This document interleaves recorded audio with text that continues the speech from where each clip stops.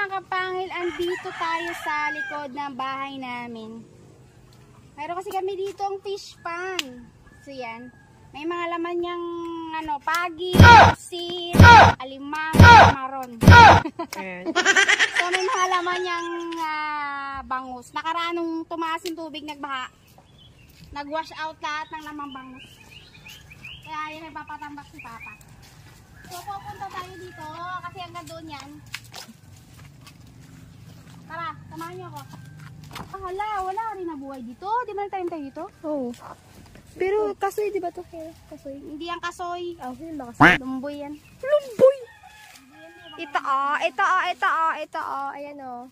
Kasoy, papansin. Lumboy, hindi yan lumboy. Iba. Ay, lumboy yan. Tingin pa ba yan? Kasoy. Kasoy ba ito? Do lumboy man yan. Ay, daw kasi man yan. Amoy natin. Maralaman natin sa amoy. Hindi amoy daon lang.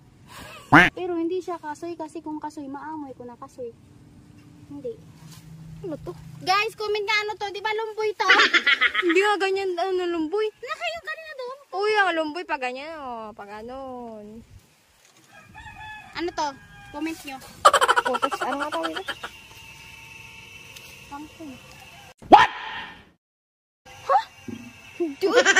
Sita rin. Pangit naman ang sita. Pangit ang bunga niya. Oo, ba ba? Baka may bunga. Ay, may bunga dyan. Hilaw ba yan? Pakailog na. Ino. Kamarikutan man. Ayun o. Ano ka lang dyan? Tingnan natin kung masarap. Mabali lang yan. Ayun pa oh. Ayun. Sa baba. Ayan. Ito. Hinarbis. So, pinakita kami guys. Titingnan natin kung masarap ang kanya lasa. Ugasan mo nga. Wala na itong ugas-ugas. Dugyot. Ipunasan natin ito sa mga white ko na pants. Sarap! Oo.